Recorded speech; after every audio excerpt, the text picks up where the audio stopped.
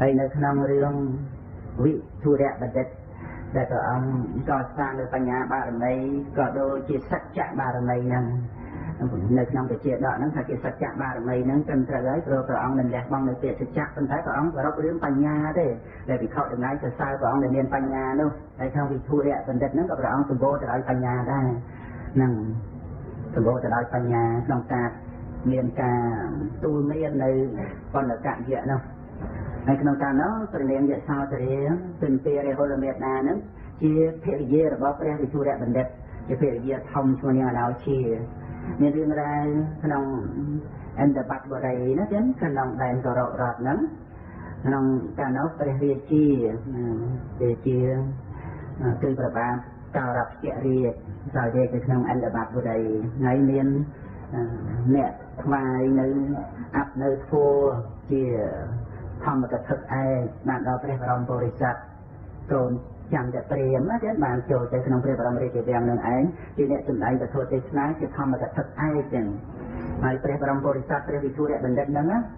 បានធ្វើឲ្យស្ដេចក្នុងចម្ពោះទ្វេប101ហ្នឹងគឺរីករាយនឹងការស្ដាប់ព្រះធម៌របស់ព្រះអង្គណាស្ដាប់ព្រះធម៌អត់មានចង់ទៅនគរវិញទេសប្បាយរីករាយលោកព្រាបថាដូចជាគេលេងពិនណាគេលេងពិនមួយដែលធ្វើឲ្យចម្រៃចុះព្រេងនឹងឯងមានសេចក្តីប្រាថ្នាត្រេកអររីករាយនឹងសម្លេងពិនដល់ទៅឈប់កាចហ្នឹងដោយសារសម្លេងពិនហ្នឹងយ៉ាងណាគឺការសម្ដែងព្រះធម៌របស់ព្រះបរមពុរិស័ទក្នុងកំណើតជាព្រះវិធុរៈបណ្ឌិតហ្នឹងធ្វើឲ្យព្រះជាក្នុងពិភពជាតិត្រេកអររីករាយហើយជួយគ្នាគ្រប់គ្រងថែរក្សាព្រះវិធុរៈបណ្ឌិតហ្នឹងប្រយ៉ាងក្រៃលែងហ្នឹងហើយព្រះរាជាប្របាទកោរពជារាជហ្នឹងក៏រីករាយស្រឡាញ់ព្រះបរមពុរិស័ទដល់ក្រៃលែងទៀតស្រឡាញ់ព្រះបរមពុរិស័ទណាស់ហ្នឹងព្រោះប្របាទកោរពជារាជហ្នឹងបានមកជាព្រះអនន្តណាទៀតហ្នឹងបានមកជាព្រះអនន្តណា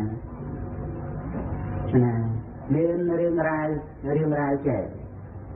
រឿងរ៉ាវនិទានពីខាងដើមបន្តិចនៅក្នុងការនោះនៅ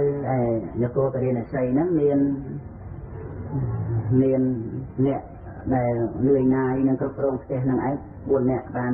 ចេញចាកពីផ្ទះហ្នឹងទៅបួសជាតបោះនៅព្រៃហែនពៀនរួចទៅក៏ដល់ពេលវេលាចូលមកភូមិស្រុកក្នុងកាលចម្ប៉ានគរចូលមកទៅហើយក្នុងកាលចម្ប៉ានគរហ្នឹងមានកដុំ2-4នាក់ជាសម្លាញ់នឹងគ្នាបានជ្រះថ្លានឹងតបោះទាំង4ហ្នឹងណាបាននិមន្តតបោះម្នាក់មួយអង្គយកទៅប្រគេនផតតាហាប្រគេនផតតាហាគ្រប់គ្នារួចចឹងទៅតបោះហ្នឹងមានរិទ្ធមានអភិញ្ញាណាតបោះមួយហ្នឹងក៏ត្រូវការសម្រាប់នៅពេលថ្ងៃហ្នឹងឯងទៅសម្រាប់ឋានប្រអិនណោះហើយតបោះមួយទៀតហ្នឹងទៅសម្រាប់នៅឋានទីជុំនេះហើយតបោះមួយទៀតទៅសម្រាប់នៅឋានគ្រុឌពិភពគ្រុឌណាហ្នឹងហើយតបោះមួយទៀតទៅសម្រាប់នៅឧទ្យានរបស់ព្រះបាទកោរពជារាជហ្នឹងសម្រាប់នៅពេលអាហាររួចដល់ក្រោយមកនឹងឯងមកកាន់ផ្ទះញោមឧបថារៀងខ្លួនហ្នឹងក៏ពរលារីបរាប់ពីលំអទីកន្លែងទាំងអស់ហ្នឹងហើយចឹងទៅធ្វើឲ្យកដុំ2ហ្នឹងឯងធ្វើប៉ុណ្ណឹងមានបំណងប្រាថ្នាដើម្បីបាននៅសម្បត្តិទៅតាមតបោះបានពលរៀបរាប់ប្រាប់ហ្នឹងបំពេញបំណងរៀងខ្លួនទៅក្រោយមកអ្នកទាំង4ហ្នឹងអ្នកមួយឆ្លាប់ទៅបានទៅកើតជាប្រអិនហ្នឹងអ្នកមួយឆ្លាប់ទៅកើតជាវរុណៈស្ដេចនេះនៅឋានទីជុំនេះហ្នឹងនេះតាមបំណងនៃអំណាចនៃសេចក្តីប្រាថ្នាណាចឹង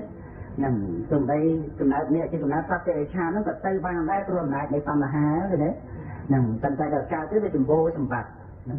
បំណងសល់ហ្នឹងវាឧបត្ថម្ភតាមក្រោយចឹងទៅហើយមួយនោះទៅកើតនៅក្នុងកំណើតជាគ្រុឌកើតក្នុងកំណើតគ្រុឌចឹងហ្នឹងណាហើយមួយទៀតនោះទៅកើតក្នុងផ្ទៃនៃអក្សរផ្សេងនៃប្របាទ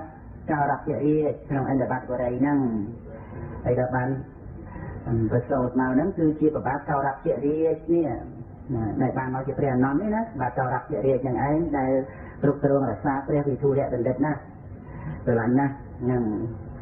ហើយក្រុម2ដែលបានទៅកើតជាព្រះអិនហ្នឹងបានមកជាព្រះនរុត្តហ្នឹងព្រះនរុត្តច្រើនទៅជាព្រះអិនហ្នឹងហើយអ្នកដែលបានទៅកើតជាវរុណៈនេះរាជហ្នឹងគឺបានមកជាព្រះសិរីបុត្រចឹងបានមកជាព្រះសិរីបុត្រ ណាមានភាគយាឈ្មោះវិមលាហ្នឹងគឺបានមកជាបលវណ្ណាទៀតបលវណ្ណាក្នុងកាលហ្នឹងជាភាគយារបស់វរុណនេតរិគឺព្រះសិរីបុត្រណាបលវណ្ណាឆ្លប់ជាភាគយារបស់ព្រះអនន្តក៏មានពីមុនមកណាទៀតក្នុងមុខទុលក្ខណៈជាដកហ្នឹងមុខទុលក្ខណៈហ្នឹងបលវណ្ណាហ្នឹងហើយត្រេកជាដែលជាព្រះស្វាមីហ្នឹងគឺព្រះអនន្តហ្នឹងហើយតែក្នុងវិធុរៈជាដកនេះគឺវិមលាដែលជាមហេសីរបស់វរុណនេតរិនឹងវរុណនេតរិបានមកជាព្រះសិរីបុត្រវរុណនេតរិស្រឡាញ់វិមលាណាមាននាងនេកញ្ញាកូនក្រមុំមួយនោះឈ្មោះអិរន្តតីណាអិទិញទូរោនោចន្ទោតទៅហ្នឹងនៅក្នុងកាលនោះមានបណ្ឌកយៈបានមកពីឆាមមាហ្នឹងហើយបណ្ឌកយៈមានសេះចង្ភពមនោម័យមួយដែរសេះចង្ភពមនោម័យហ្នឹងបានមកជាសេះសង្កកៈជំនាញនាំព្រះអង្គព្រះបរមពុទ្ធសាសនាចេញទៅបួសហ្នឹងនេះតទៀតឲ្យហើយចម្លែងទូអង្គឲ្យហើយណាហើយដែលកដុំពីរបានទៅកើតជាស្ដេចគ្រុឌហ្នឹងបានមកជាព្រះមោគលានទៀតហ្នឹងហើយដល់ទៅបានអញ្ចឹងទៅពេលមួយអ្នកទាំង4ហ្នឹងរក្សាអបោសុតមានឧបនិស្ស័យល្អណាស់ទេណាបានទៅជាព្រះអិនក៏រក្សាអបោសុតទៅជាស្ដេចនេះក៏រក្សាអបោសុតទៅជាស្ដេចគ្រុឌក៏រក្សាអបោសុតទៅបានចូលរាប់ជារាជនៅក្នុងអន្តបតបុរីហ្នឹងក៏រក្សាអបោសុតដល់រក្សាអបោសុតអញ្ចឹងព្រះអិនមិនចង់នៅឋានព្រះអិនទេអ៊ូអែអឹងកងណាពួកស្រីស្នំពួកទេពអក្សរណាទេពអក្សរប្រវត្តិញ៉ាច្រើនអ៊ូអែណាចុះមកខាងឋានមនុស្សហ្នឹងនៅក្នុងសួនឧទ្យាននៃបាតចរពរាជហ្នឹងហើយវរុណនេតរិហ្នឹងក៏ឡើងពីពិភពនេះមករក្សាអបោសុតនៅឋានមនុស្សក្នុងសួនឧទ្យានរកកន្លែងស្ងប់ស្ងាត់បាច់គ្រុឌហ្នឹងក៏មកដែរហើយចំណែកបាតចរពរាជនេះហ្នឹងរក្សាអបោសុតតែមិនចង់នៅក្នុងព្រះបរមរាជវាំងនេះក៏មកសួនឧទ្យានដែរដល់ពេលចេះតែដើរចុះដើរឡើងពិចារណាក្នុងអបោសុតរបស់ខ្លួនហ្នឹងទៅពិចារណាទៅថាបត់ខ្ញុំអបោសុតហ្នឹងអញ្ចឹងទៅមកជួបគ្នាដល់ជួបគ្នាមានមេត្តាដល់គ្នាទាំងព្រោះស្ងប់ជាសម្លាញ់នឹងគ្នាកាលពីក្រុមពី4នាក់ទំនុកម្ដងតាបោះណាហ្នឹងតាបោះហ្នឹងមិនសាបសូនចាក់ឈានទៅកាន់ព្រមលោកបាត់ទៅហើយអត់បានដឹងថាមកជានរណាទេតែនៅក្នុងពីរនេះដែលបានទៅជាអ្នកទាំង4នេះមួយជាមនុស្សមួយជាព្រះអិនមួយជាស្ដេចនេះមួយជាស្ដេចគ្រុឌណាហ្នឹងបានមកជួបគ្នាមានមេត្តាដល់គ្នាដូចជាស្បស្គាល់គ្នាពីណាពីណីឡើយចឹងក្នុងជាតិហ្នឹងអត់ដែលឃើញគ្នាទេតែជាសម្លាញ់នឹងគ្នាពីជាតិមុនដល់មកជួបជុំគ្នាទៅដឹងគ្នាជួបគ្នាទៅថាជាអ្នករសាអបោសុតដូចគ្នាចាំតែចូលចិត្តគ្នាណាទៀតក៏បានទៅជុំគ្នានៅនឹងមាត់អណោតស្រះមួយក្នុងសួនឧទ្យានហ្នឹងព្រះអិនក៏គង់នៅលើថ្មមង្គលក្នុងសួនឧទ្យានហ្នឹងទៅក៏ជែកសាកសួរគ្នាពីរឿងសិលណាល្អជាងណាបានបំច្រើនជាងចឹងទៅក្នុងការនោះវរុណនេតរិក៏បានពោលឡើងមុនណាថាបោសុតសិលខ្ញុំគឺល្អជាងអ្នកទាំង3ហើយបំឆឹងច្រើនណាពីព្រោះអីពីព្រោះណាខ្ញុំមកជួបប្រចាំមិត្តលោកគ្រុឌនេះហ្នឹងស្ដេចគ្រុឌហ្នឹងណាឆ្លប់តែបរិភោគពួកនេះឥឡូវខ្ញុំមកជួបហើយខ្ញុំពួតតែខឹងក្រោធប៉ុន្តែខ្ញុំអត់មានខឹងក្រោធជាមួយគ្នានឹងស្ដេចគ្រុឌហ្នឹងចោះព្រោះគ្រុឌតែងតែបរិភោគនេះជាអាហារប៉ុន្តែឥឡូវខ្ញុំអត់មានខឹងក្រោធទេហ្នឹងខ្ញុំថាអបោសុតខ្ញុំហ្នឹងគឺបានល្អណាស់ព្រោះការមិនខឹងក្រោធហើយក៏បានពោលឡើងថាពោលពីអភិវាសនខន្តីហ្នឹងមានចំណុច3គឺថាបុគ្គលដែលមិនក្រោធនិងបុគ្គលដែលគួរក្រោធហ្នឹងមួយចំណុចហ្នឹងសពដល់មិនក្រោធក្នុងកាលណាហ្នឹងមួយចំណុចទៀតដែរសូម្បីមានសេចក្តីក្រោធកើតឡើងក៏មិនញ៉ាំងសេចក្តីក្រោធហ្នឹងឲ្យប្រកបនឹងសម្ដែងជាថាបញ្ជាក់3ចំណុចហ្នឹងបានបញ្ជាក់ចុងក្រោយថាបណ្ឌិតទាំងឡាយហើយបុគ្គលនោះថាជាអ្នកស្ងប់រងាប់អូអញ្ចឹងអបោសុតខ្ញុំហ្នឹងគឺប្រកែកជាងគេណាគឺថាមិនក្រោធក្នុងបុគ្គលដែលគួរក្រោធណាទៀតដោយវិរិយអត់ធន់បានណាហ្នឹងមិនក្រោធនឹងខំទេហើយជាតែសពរស់ទាំងឡាយរមែងមិនក្រោធក្នុងទីណាទោះបីមានវិរិយក្រោធកើតឡើងក៏គ្រប់សង្កត់នឹងនៅសេចក្តីក្រោធនោះមិនញ៉ាំងសេចក្តីក្រោធឲ្យប្រកបឡើងមិនប្រព្រឹត្តធ្វើនៅអំពើអាក្រក់ដោយអំណាចនៃសេចក្តីក្រោធហ្នឹងណានឹងបណ្ឌិតហៅនៅបុគ្គលនោះថាជាអ្នកស្ងប់រងាប់ហើយអញ្ចឹងស្ដេចគ្រុឌតវ៉ាឡើងទេអបោសុតខ្ញុំគ្រាន់តែជាងហ្នឹងពីព្រោះខ្ញុំមកបានជួបអ្នកដែលជាចំណៃឆ្ងាញ់របស់ខ្ញុំណា ប៉ុន្តែទោះជាខ្ញុំឃ្លានយ៉ាងណាក៏ដោយក៏ខ្ញុំមានអំណត់អត់ធន់នឹងអំណត់អត់ធន់មិនប្រព្រឹត្តទៅដើម្បីធ្វើនៅអំពើអាក្រក់ព្រោះហេតុតែអាហារបរិភោគទេហើយក៏បានពោលនៅទៅគាថាដែលមានសេចក្តី5ចំណុចក្នុងគាថារបស់ស្ដេចគ្រុឌណាដែលគ្រុឌដែលបានមកជាព្រះមោគលានណាបានពោលបញ្ជាក់ថាសូម្បីពួកខ្ញុំខ្វះខាតមានការស្រេកឃ្លានក៏ដោយប៉ុន្តែខ្ញុំមានសេចក្តីអត់ធន់នឹងក៏បញ្ជាក់ពីសេចក្តីអត់ធន់ព្រោះការស្រេកឃ្លានហ្នឹងមួយជាអ្នកមានការវឹកហាត់សម្រួមនៅអន្ត្រីហ្នឹងនេះទេមានសេចក្តីជាយាមជាគ្រឿងដុតនៅកិលេសសម្ដែងទៅទៀតថាដែលបានចេះចាំមកណាទៀតមានសេចក្តីជាយាមជាគ្រឿងដុតសំដៅនៅកិលេសអានេះទី3ទី4គឺបញ្ជាក់ថាមានការបរិភោគស្គាល់ប្រមាណនៅបាយឬក៏ទឹកនឹងស្គាល់ប្រមាណហើយទី5មានការបញ្ជាក់ថាមិនធ្វើនៅអំពើអាក្រក់ព្រោះហេតុតែការបរិភោគអាហារឡើយនឹងអ្នកប្រាជ្ញទាំងឡាយហើយក៏ពលនោះឯងថាជាអ្នកស្ងប់ស្ងាត់ក្នុងលោកនឹងបញ្ជាក់5ចំណុចបញ្ជាក់ធัวដែលបានរៀនចេះមកធัวហ្នឹងមិនបញ្ជាក់ពីរឿងខ្លួនឯងទេប៉ុន្តែថាខ្លួនឯងកំពុងតែប្រព្រឹត្តទៅតាមធัวរបស់សប្បុរសហ្នឹងដែលបានសម្ដែងមកថាទោះជាស្រេកឃ្លានមានពោះនៅឯងខ្វះខាតដោយអាហារក៏ដោយក៏មានសេចក្តីអត់ធន់មានការវឹកហាត់សង្រួមអន្ត្រីមានសេចក្តីជាយាមជាគ្រឿងដុតនៅកិលេសបរិភោគបាយនិងទឹកល្មមប្រមាណមិនធ្វើនៅអំពើអាក្រក់ព្រោះហេតុតែអាហារឡើយហ្នឹងហើយមនុស្សយើងហ្នឹងក៏ចិត្តធ្វើនៅអំពើអាក្រក់ព្រោះហេតុតែការបរិភោគអាហារដើម្បីរស់មិនដឹងគេថារស់ដើម្បីអីណាទៀតហ្នឹងព្រោះបានធ្វើនៅអំពើអាក្រក់ហ្នឹងដែលជាការសម្លាប់ខ្លួនបាត់ទៅហើយហ្នឹងប៉ុន្តែតែអិនក្នុងពេលហ្នឹងតវ៉ាថាយីអបោសត្វរបស់ខ្ញុំនេះគឺប្រកបជាច្រើនរបស់អ្នកទាំងឡាយអបោសត្វរបស់ខ្ញុំនោះព្រោះខ្ញុំលះបង់នៅកាមគុណជាទឹកណាហ្នឹងមិនរវល់បរិភោគកាមគុណជាទឹកទេដោយសារអបោសត្វហ្នឹងបានមកកាន់ពិភពមនុស្សហ្នឹងហើយក៏បានពោលនៅគាថាដែលមាន5ចំណុចដែរបញ្ជាក់អំពីលំអដែលអបោសត្វទៅសិលតែអិនប្រព្រឹត្តតាមតែគាថាដែលតែអិនបានចេះមកហ្នឹងតែអិនបានពោលថាបុគ្គលលះបង់ដាច់ខាតនៃការលេងទាំងឡាយ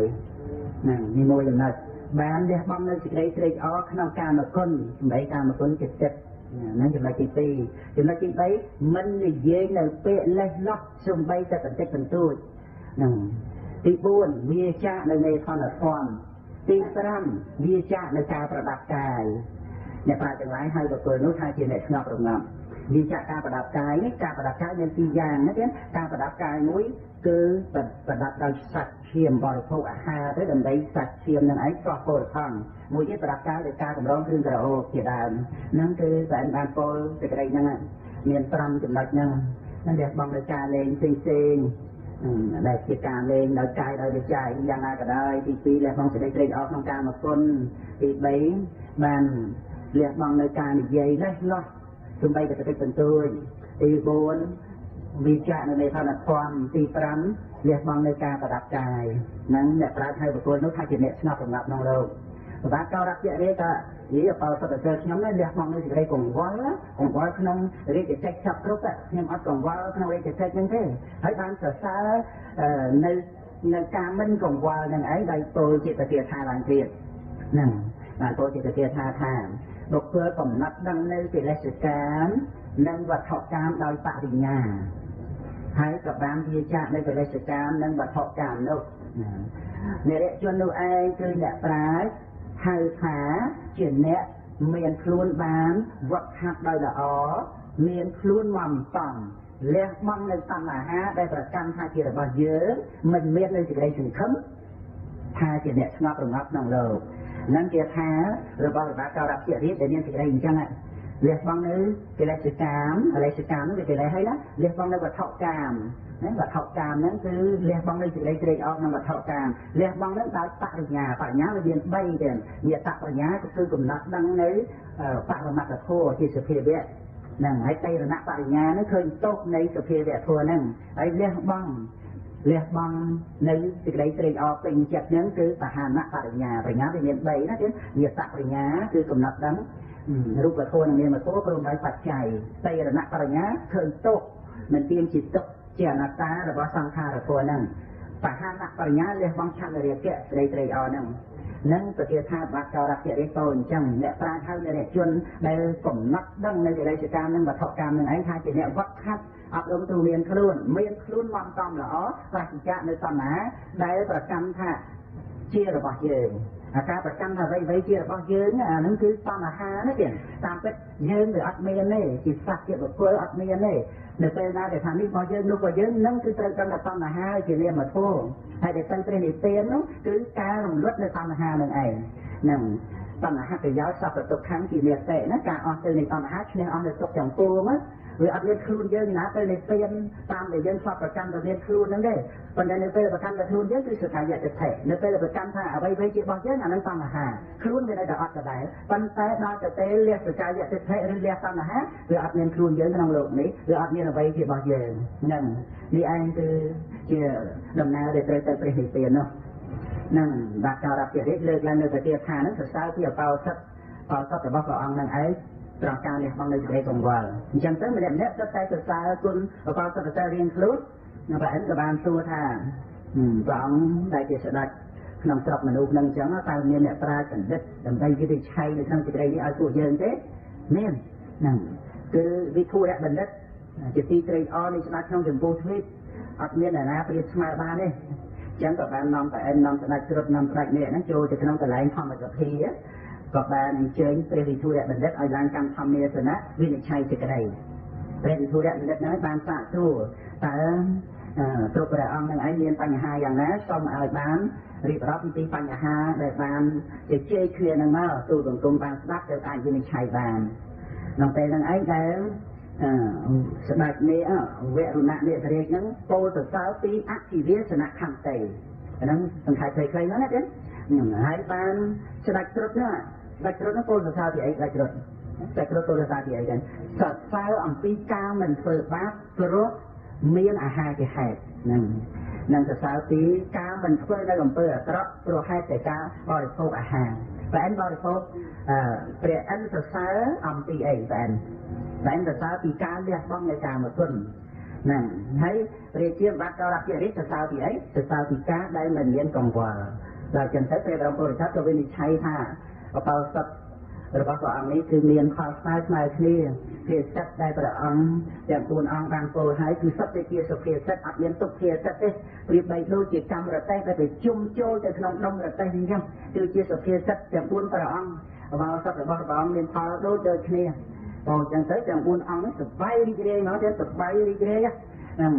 បានដឹងថាជាអ្នកប្រាជ្ញក្នុងការវិនិច្ឆ័យសេចក្តីនឹងពេញចិត្តរីករាយ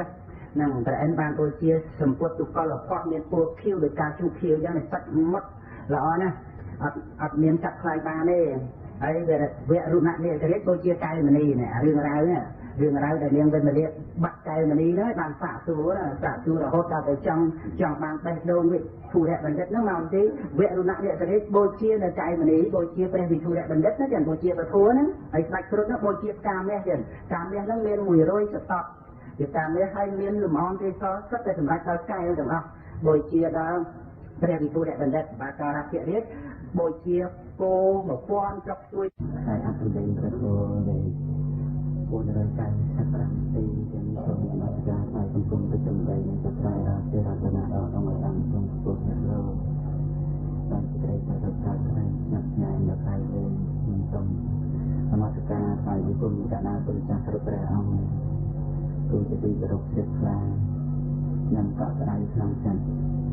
និងសូមគោរពលោកគ្រូផងនៅតាមបង្ហាត់បង្រៀនព្រះធម៌ធ្វើឲ្យសាលារៀនស្ថិតស្ថេរឆាតបាត់ដំបងយើងបានប្រព្រឹត្តទៅដោយបំពេញការចាប់ពីនេះក្នុងវត្តសាឬក៏ក្នុងរដូវប្រាំងនិងសូមគោរពញាតិញោមបងប្អូនស្រីប្រុសទាំងអស់ដែលបានសម្រុកសម្រង់ឧបត្ថម្ភក្នុងកិច្ចការនេះसबគ្រប់ទាំងអស់ទាំងកម្លាំងក្រមទាំងកម្លាំងកាយជាពិសេសគឺកម្លាំងសទ្ធាដែលបាននិមន្តឲ្យជាឡើងសិក្សាពធនៅក្នុងថ្ងៃនេះខ្ញុំកណានឹងសំដៅនៅព្រះវិធុរៈជាដកជាបន្តមានសំណួរ ដោយជានៅវត្តក្នុងតែមកសម្រាប់សំទោលគ្រូពីរឿងដែលគេនិយាយថាព្រះពុទ្ធរូបមិនបានអភិសេកថាមិនទៅលក្ខណៈជាព្រះណាហើយយ៉ាងនេះមិនបានលក្ខណៈថាអភិសេកព្រះទៅបានតែទាំងពីរនេះមានលក្ខណៈត្រូវធ្វើយ៉ាងណាឲ្យបានត្រឹមត្រូវតាមពុទ្ធសាសនានឹងខំរៀនគួរស្ដាប់គួរឲ្យបានច្រើនទៅណារៀនគួរស្ដាប់គួរទៅគឺខ្ញុំមិនបាច់ខ្លាចទេសំណួរនេះនឹងបានយល់ដល់ខ្លួនឯងណាយើងស្ដាប់គួរយ៉ាងរៀនធួដែរយើងដឹងថាយ៉ាងម៉េចពុទ្ធយ៉ាងម៉េចប្រធោយ៉ាងម៉េចប្រសង្ឃនឹងហើយវិធីការដែលប្រព្រឹត្តទៅក្នុងពុទ្ធវិស័យនេះមានចិត្តការយ៉ាងណាដែលធ្វើនឹងហើយតែយើងអាចយល់បានមកពីយើងយល់ត្រង់ដែលថាមហាកុសលដែលប្រព្រឹត្តទៅក្នុងបញ្ញកិរិយាវត្ថុនេះព្រោះកិច្ចការនេះដែលប្រព្រឹត្តទៅក្នុងទានស្ដីក្នុងសិលស្ដីក្នុងភាវនាស្ដីក្នុងការស្ដាប់ធម៌ស្ដីសម្ដែងធម៌សពគ្រប់ទាំងអស់ហ្នឹងគឺវាសម្រាប់ដោយមហាកុសលសំបីណាមួយដែលប្រព្រឹត្តទៅហ្នឹងចឹងនឹងជាកុសលធម៌ដែលត្រូវអប់រំដែលត្រូវសម្រើនដែលត្រូវប្រព្រឹត្តកាលណាបើយើងជឿដល់មហាកុសលហ្នឹងហើយយើងអាចយកមកវិនិច្ឆ័យបានហើយនៅក្នុងកិច្ចការងារដែលយើងប្រព្រឹត្តធ្វើប្រចាំថ្ងៃឬក៏ការចាត់ចែងរៀបចំនៅវិធីការយ៉ាងណាយ៉ាងណាអានឹងវាទាក់ទងនឹងការដែលយើងសិក្សារឿងសូត្រឲ្យបានច្រើនហើយយើងជាដូនពីស្រាប់នោះវានៅក្នុងដំណើរផ្លូវដែលតម្រង់ទៅរកទិសដៅហ្នឹងគឺការសិក្សារៀនសូត្រឲ្យបានចេះដឹងព្រះពុទ្ធវចនៈច្រើនជាទីបំផុតយើងនឹងបានយល់ឡើងពីរឿងពុទ្ធវិស័យហ្នឹងទៅទីធ្វើហ្នឹងដើម្បីអីអានឹងវាអាចយល់បានណាទេហ្នឹងហើយបញ្ហានេះក៏ធ្លាប់មានការបកស្រាយឆ្លើយពីច្រើនហើយនឹងទុកឱកាសឲ្យដូនពីនឹងបានសិក្សាស្វែងយល់ទៅមិនយល់តែក្នុងបញ្ហានឹងប៉ុណ្ណឹងទេបញ្ហាផ្សេងទៀតក៏តាមទៅយល់បានច្រើននឹងទុកលទ្ធភាពឲ្យខំប្រឹងស្ដាប់សិក្សារៀនសូត្រណាដើម្បីឲ្យបានទៅជាឧបាសិកាល្អគឺជាអ្នកប្រឹងប្រែងសិក្សានៅពុទ្ធសាសនានឹងឯងណាហើយនៅក្នុងវិធុរៈជាដកនឹងខ្ញុំបដិញ្ញាខ្ញុំបានសម្ដែងបាននូវៈរួចហើយណាអំពីការដែលព្រះវិធុរៈបណ្ឌិតជាព្រះបរមពុរិស័ទនឹងបានវិនិច្ឆ័យក្តីរវាងព្រះអិនស្ដេចមាស្ដេចគ្រុឌហើយនឹងព្រះរាជាក្នុងអន្តបតបុរីប្របាទសរភរាជនឹងហើយក្នុងកាលនោះស្ដេចទាំង4ហ្នឹងក៏មានតន្ត្រីត្រេកអររីករាយបានបូជានៅព្រះធម៌គឺការបកស្រាយនៅបញ្ហាធ្វើឲ្យព្រះអង្គទាំង4អង្គហ្នឹងសពរិយប្រតិខ្លាំងណាស់ទទួលស្គាល់ថាជាបណ្ឌិតឆ្លាតឆ្លេះក្នុងអត្ថក្នុងធម៌ជាពិតប្រាកដព្រះអង្គបានបូជាដោយសម្ពុទ្ធទុកលភ័ព្វមានពរដោយជាការឈុបភៀវសត្វម៉ត់ល្អណាស់ដែលមិនអាចកាត់ថ្លៃបានក្នុងសម្លាញ់ស្រុកមនុស្សយើងនេះទេហើយចំណែកស្ដេចគ្រុឌនោះក៏បានបូជាទៅដល់កាមនេះ100តបកនឹងមានគេសរខាងក្នុងហ្នឹងមានចិត្តទៅដោយកែវកំតិចកែវច្រើនប្រការហើយចំណែកវរុណៈនាគគ្រាស្ដេចនាគនោះក៏បានបូជាដោយកែវមณีដែលខ្លួនមានប្រកដីយកជាប់ជាមួយនឹងខ្លួនមានពាក្យនឹងកជាដើមចំណែកព្រះជាដែលជាម្ចាស់ព្រះវិធុរៈបណ្ឌិតផ្ទាល់ហ្នឹងក៏បានបូជាទៅដោយសម្បត្តិមនុស្សមាន ចិត្តដីពីច្រើនក្បែរហើយនឹងមានប្រតិមានគោណានឹងរួចនៅវគ្គហើយសំខាន់ក្នុងវគ្គមុនហ្នឹងដែលយើងគួរសិក្សាក្នុងការបកស្រាយរបស់ព្រះរាជាទាំង4ព្រះអង្គដែលសម្ដែងអំពីឧបោសថសិលរៀងខ្លួននឹងឯងទ្រង់បានកំណត់ថាបានបន្ច្រើនមានផលមានអានិសង្សច្រើនណាស់មកអំពីព្រះអង្គហ្នឹងបានប្រព្រឹត្តបប្រតិបត្តិយ៉ាងណាក្នុងឧបោសថសិលរបស់ព្រះអង្គនឹងគឺវរុណៈអ្នកករាជហ្នឹងបានសម្ដែងនៅអធិរាយសនៈខន្តីដែលនឹងក្រោតខឹងនឹងស្ដេចគ្រប់ដែលជាធម្មតាតែជាបច្ចាមិត្តព្រោះយកអ្នកហ្នឹងជាចំណីអាហារហើយជាអាហារយ៉ាងឆ្ងាញ់ប៉ុន្តែវរុណៈអ្នកករាជហ្នឹងនឹងក្រោតខឹងដែលពេលដែលបានជួបហ្នឹងក្នុងការដែលបានរក្សាបោសថសិលព្រមដោយអធិរាយសនៈខន្តីអញ្ចឹងកំណត់ថាបោសថសិលរបស់ព្រះអង្គហ្នឹងច្រើនជាងគេប៉ុន្តែបាត់ទៅស្ដេចគ្រប់ក៏បានសរសើរអំពីការដែលព្រះអង្គមិនប្រព្រឹត្តធ្វើនៅអំពើអាក្រក់ព្រោះការបរិភោគអាហារជុំបីបានឃើញនេះដែលជាចំណីអាហារឆ្ងាញ់របស់ខ្លួននឹងយ៉ាងណាតែថាមិនធ្វើនៅអំពើអាក្រក់ព្រោះតែអាហារក៏បានសរសើរបោសថសិលនឹងថាប្រសើរហើយចំណែកព្រះអិនក៏សរសើរបោសថសិលរបស់ព្រះអង្គព្រោះបានលះបង់នៅការនុគុណចិត្តលះបង់នៅទេពបុរីដោយបានចុះចាកខានទេវលោកនឹងមកកាន់ដែនដីលោកដើម្បីក្តីស្ងប់ស្ងាត់ហើយចំណែកប្របាទចៅរដ្ឋជារាជក៏បានសរសើរអំពីការដែលលៀនកងវល់ក្នុងរាជកិច្ចផ្សេងៗហើយទ្រង់រក្សាបោសថសិលណាដោយឧបនិស្ស័យនៃព្រះជាទាំង4ព្រះអង្គនេះឆ្លាប់ពិនិត្យសម្ដែងឡើងគ្នាពីជាតិមុននោះបានជាមេត្តាចិត្តនឹងកើតឡើងដល់គ្នានឹងលឿនរហ័សរហូតដល់ទៅនាំគ្នាចូលមកកាន់ធម្មសភាដើម្បីព្រះបរមពុរិស័ទព្រះវិធុរៈបណ្ឌិតវិនិច្ឆ័យសេចក្តីអំពីបោសថរបស់ព្រះអង្គទាំង4ហ្នឹងដោយវិនិច្ឆ័យឲ្យស្មើគ្នាដែលព្រៀបទៅចូលជាកម្មរទេសដែលប្រជុំចូលក្នុងដុំរទេសតែមួយជាមួយគ្នាមានផលស្មើគ្នាដែលធ្វើឲ្យព្រះជាទាំង4សប្បាយទៅបូជាព្រះគោហើយបន្តទៅក្នុងវគ្គបន្តហ្នឹងគឺនិយាយអំពី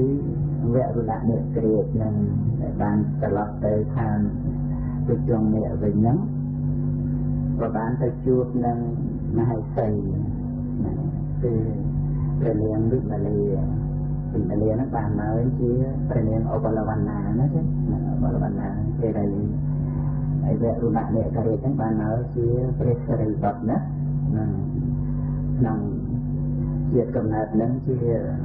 ភរិយាស្វាមីនឹងគ្នាព្រះសិរីបុត្រនិងឧបលវណ្ណា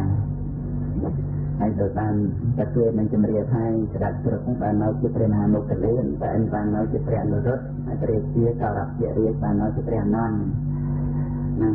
ក្នុងជាតិមុនហ្នឹងក៏ជាអ្នកចិត្តដឹកនឹងគ្នាក្នុងការដែលព្រះនាងវិមលា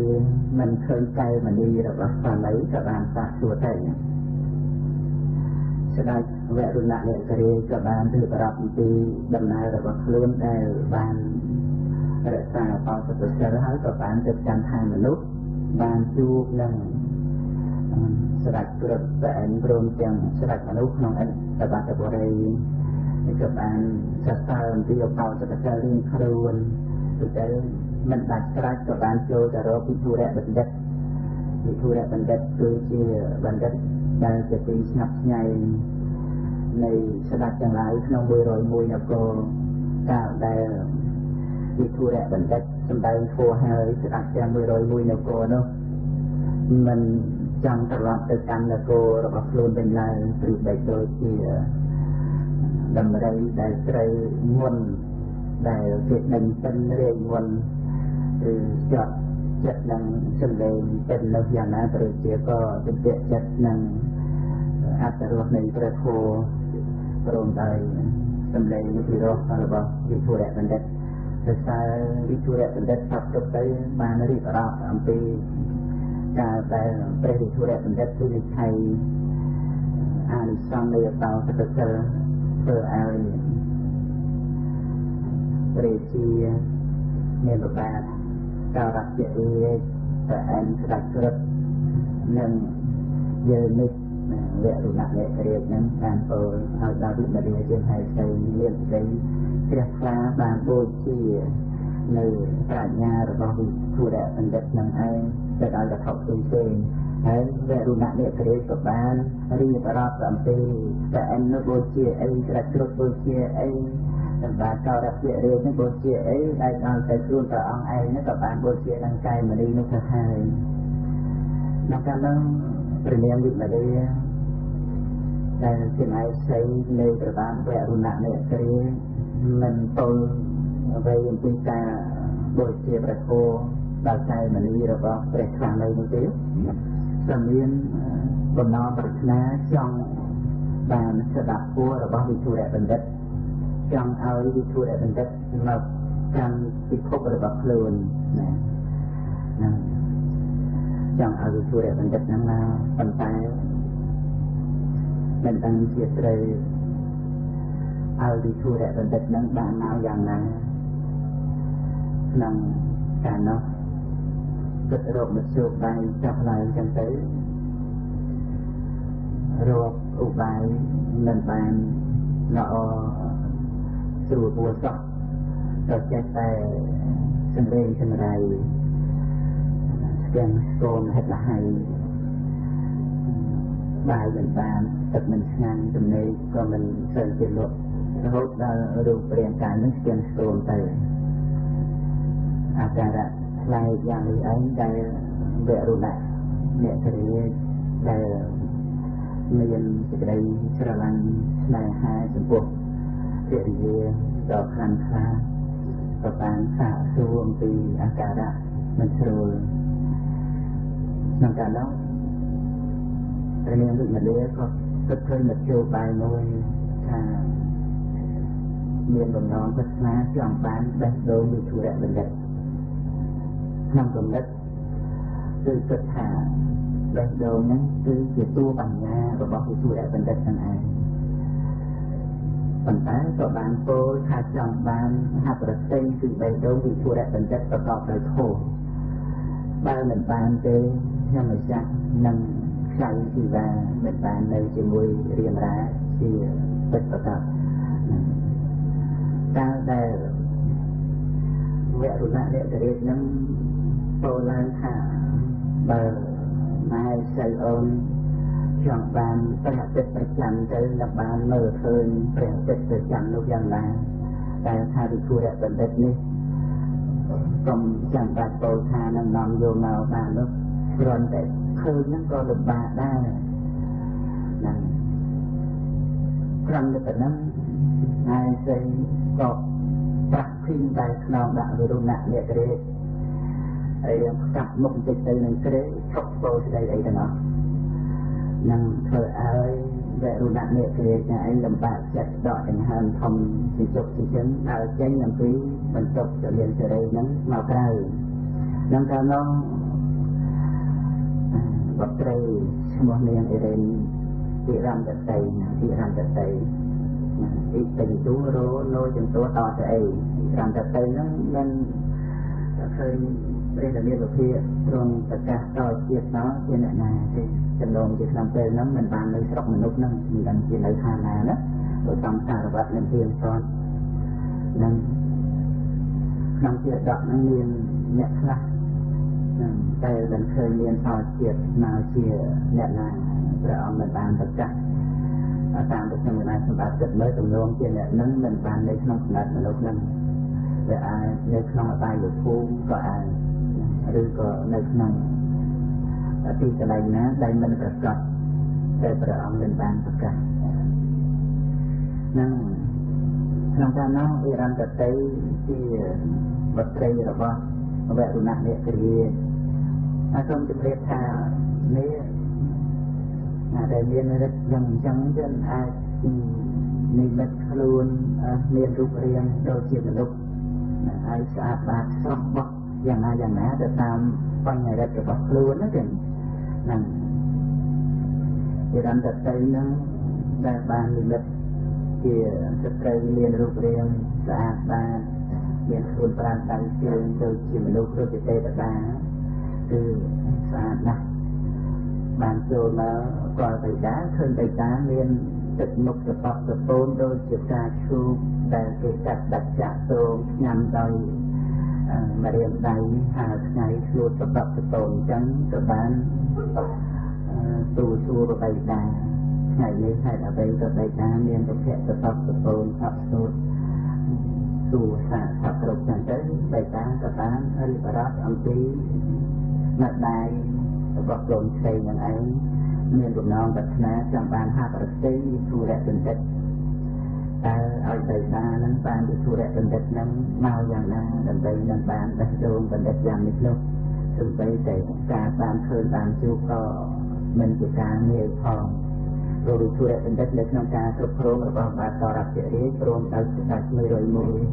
ក្នុងចំពោះទ្វីបណាចឹងប្រតិបត្តិស័ព្ទវិធុរៈបណ្ឌិតនឹងដើម្បីទៅក្នុងចំពោះទ្វីបគឺសំបីតែជីវិតក៏ហ៊ានលះបង់មិនទល់នៅពេលមុខាឡើយ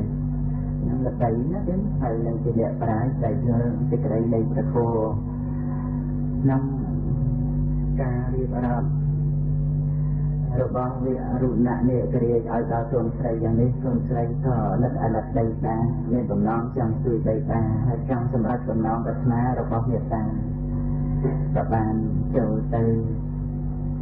ជួបនឹងមេត្តាក៏បានរៀបរាប់ឲ្យកូនស្រីនឹងបានដឹងទៅបន្ថែមទៅដែលវរុណនេគ្រាបានសាងសង់ប្រាប់ហើយអញ្ចឹងហើយក្នុងការនឹងនាងអេរន្តតីក៏បានចេញមកជួបបិតានឹងក៏អង្វរកូនឲ្យជួយនៅក្នុងសេចក្តីនេះនឹងទោះជាកូននឹងឯងបានលក្ខណៈក៏ដោយដែលអាច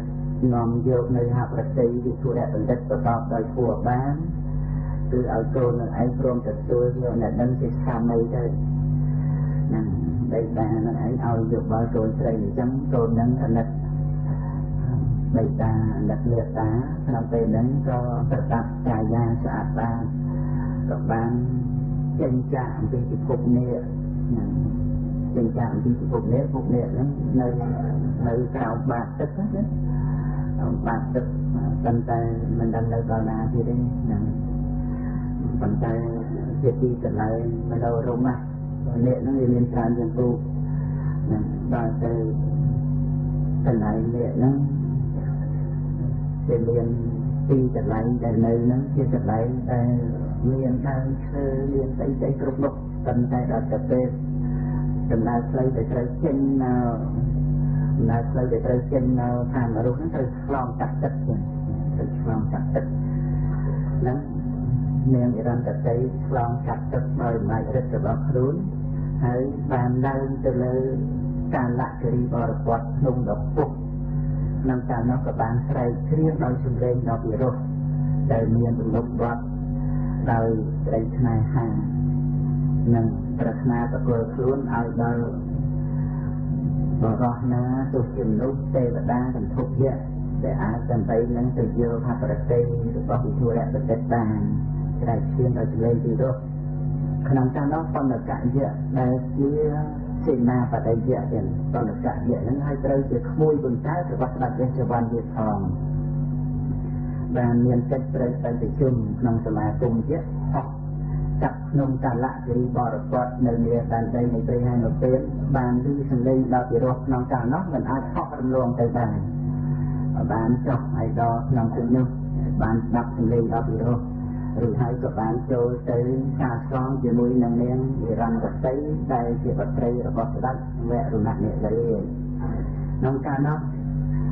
អ្នកទាំងពីរក៏មានចិត្តស្នេហា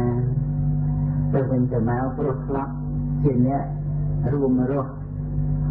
ជាមួយគ្នាក្នុងជាតិបន្តនឹងឯងក្នុងជាតិមុននឹងឯងជាប្តីប្រពន្ធនឹងគ្នាក្នុងជាតិមុនហ្នឹងនៅក្នុងកាលចម្បាក់នៅគូក្នុងដែនអង្គទៀតស្លាប់ជាវិជាស្វាមីនឹងគ្នាមកនឹងចាក់ជាតិនឹងមកប្តីបាននៅជាពលកៈយៈប្រពន្ធបាននៅជាអិរន្តតីនឹងឯដល់មកជួបគ្នាមួយជាបុត្រីនេះឯមួយជាស្នាបរិយៈបានជួបគ្នាពុកអញ្ចឹងក៏មានចិត្តស្រឡាញ់គ្នាទៅវិញទៅមកដឹងរឿងថាត្រូវទៅយកបេះដូងវិធុរៈបណ្ឌិតនៅឯអន្តរបតបរិយអញ្ចឹងក្នុងពេលនឹងឯងក៏មិនបានទៅកាន់សមាគមយៈនោះបានពេលឡើយអារម្មណ៍ដើម្បីនឹងទៅយកហបរតីវិធុរៈបណ្ឌិតក្នុងពេលនោះអេរន្តតីក៏បាននាំពលកៈយៈទៅជួបនឹងដីតាបត្រីរកអ្នកដែលអង្គអានដើម្បីនឹងទៅយកបេះដូងវិធុរៈបណ្ឌិតបានមកហើយបើយកមកបាននេះនឹងជាស្វាមីរបស់បាត់ពេលនោះស្ដេចព្រះរុណនេសរាក៏បាននាំទៅជួបនឹងម្ដាយក៏ព្រមព្រៀងគ្នាថាឲ្យតែនាំបេះដូងវិធុរៈបណ្ឌិតមកបាននឹងលើបត្រីនឹងឯងឲ្យដល់ពលកៈយៈនឹងពលកៈយៈសប្បាយត្រេកអររីករាយក្នុងពេលនោះបានរៀបរាប់ការសងជាមួយអិរន្តតីឲ្យជឿលើសមត្ថភាពរបស់ខ្លួននឹងបាននាំយកហបតីវិធុរៈបណ្ឌិតមកហើយបានផ្ដាំផ្ញើអិរន្តតីក៏គ្រប់ហើយក៏បានចិញ្ចាអំពីពិភពនេះហ្នឹងចូលទៅកាន់សមាគមយៈក្នុងកាលនោះហើយក៏ដើម្បីនឹងសុំលាសុំអនុញ្ញាតអំពីយៈអង្គយៈអង្គហ្នឹងគឺស្ដេចទៅសវណ្ណទៅជាអង្គរបស់ពលកៈយៈហ្នឹងចូលទៅក្នុងពេលនោះឯងស្ដេចទៅសវណ្ណកំពុងតែវិនិច្ឆ័យក្តីឲ្យទេវបុត្រពីរអង្គដែលតោះតេងគ្នាក្នុងរឿងវិមានទេវបុត្រហ្នឹងកំពុងតែមានក្តីនឹងដណ្ដើមវិមានគ្នាហ្នឹងប្រទេសគុណចាស់ជាញាតិញោមអិជ្រានៅទេវតាក៏មានក្តីរឿងដណ្ដើមផ្ទះគ្នាដែរហ្នឹងឲ្យដឹងអញ្ចឹងហើយជ្រាបទាំងផងហ្នឹងហើយក្នុងកាលនោះស្ដេចវេស្សវណ្ណកំពុងតែកាត់ក្តីហើយពលកៈយៈក៏បានសិក្សារៀបរាប់អំពីឋាននេះនឹងឯងឲ្យអង្គបានជ្រាបអង្គនោះក៏មិនបានយកចិត្តទុកដាក់អីស្ដាប់ពលកៈយៈទេកំពុងតែគិតគូរពិចារណាក្តីហើយពលកៈយៈក៏បានបង្ហើបពាក្យចុងក្រោយថាសូមទៅយកបេះដូងវិធុរៈបណ្ឌិតវេស្សវណ្ណស្ដេចយៈនឹងមិនចាំបានស្ដាប់ឮពលកៈយៈជាក្មួយនិយាយក្នុងរឿងអីឲ្យបានច្បាស់លាស់ផងគ្រាន់តែឮថានិយាយទៅកំពុងតែធ្វើការរួយក្នុងការនោះពលកៈយៈនឹងឯងក៏បានដឹងថាទេវបុត្រមួយនោះឈ្នះក្តីអញ្ចឹងក៏មានល្បិចមួយក្រៃលោស្ដេចអង្គនឹងមិនឲ្យទៅយកព្រះវិធុរៈបណ្ឌិតអញ្ចឹងក៏បានទុកផ្លែទៅធ្វើចិត្តទេវបុត្រទៅឈ្នះក្តីត្រូវគ្នានឹងពេលដែលស្ដេចវេស្សវណ្ណនឹងឯងបានវិនិច្ឆ័យក្តីថាឲ្យទេវបុត្រអង្គនោះក្រោកឡើងហើយទៅចុះឲ្យក្រោកឡើងហើយទៅចុះក្នុងការនោះពលកៈយៈដែលនៅក្បែរនោះក៏បានប្រាប់ឲ្យទេវបុត្រផ្សេងៗទៀតដឹងថាស្ដេចអង្គនឹងបានឲ្យខ្លួនទៅហើយអ្នកទាំងឡាយជាសាក្សីហើយក៏បានហោះវឹង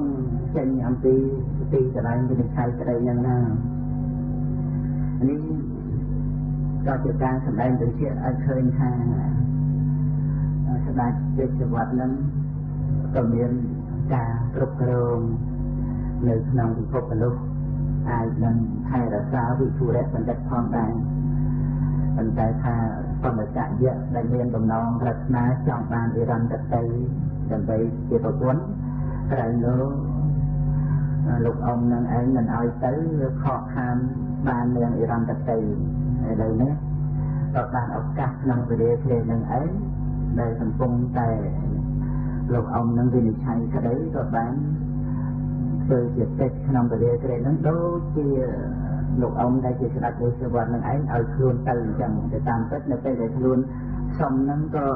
ស្ដេចវេស្សវត្តនឹងចាំបានលឺលោកទៅទៀតហើយដែលថាឲ្យក្រោកឡើងចូលទៅចុះនឹងឲ្យទេវបុត្រអ្នកឈ្នះក្តីទៅតែខ្លួនឯងទៅសួរក្បែរនឹងទៅចាត់ទុកថាលោកអង្គឲ្យទៅហើយប្រាប់ទេវបុត្រទៅទៀតជាសាក់សីបើលោកអង្គរករឿងប្រាប់ថាលោកអង្គឲ្យទៅហើយហ្នឹងហើយបណ្ឌកយៈហ្នឹងក៏បាននឹកឃើញថាក្នុងការដែលទៅយកពិធុរៈប្រទេសមកនេះមិនមែនជាការងារទេតែយើងទៅដណ្ដើមយកមកទៅខុសធម៌យើងត្រូវយកមកដោយយុត្តិធម៌ត្រឹមត្រូវករណាមើលទៅដឹងថារាជាសរពៈរាជក្នុងនគរឥន្ទបត្តបុរីនឹងឯងមានរាជហឫទ័យសប្បាយជំពាក់ចិត្តនឹងការលេងល្បែងបាសកានឹងល្បែងបាសកាហ្នឹងរបៀបដូចការលេងអុកធ្វើត្រង់ចឹងពួកហ្នឹងពួកអុកធ្វើត្រង់នឹងឯងមានមេទីមានកូន24ណាល្បែងបាសកាហ្នឹងហើយបើរាជាពេញតេនឹងការលេងល្បែងបាសកាអញ្ចឹងយើងគួរតែទៅលេងបាសកាជាមួយរាជាភ្នល់យកពិធុរៈបណ្ឌិតប៉ុន្តែយើងត្រូវបានអីដើម្បីនឹងទៅលួងលោម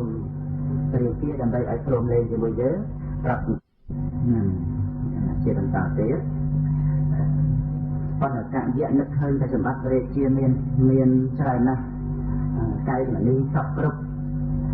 នឹងកាយផ្សេងទៀតច្រើនប្រការអញ្ចឹងមិនជាសម្បត្តិអីអស្ចារ្យទេក្នុងរាងកាយជាធម្មតារាជាមិនពេញចិត្តនឹងចង់បានក៏មិនដេញផ្នើជាមួយយើងនឹក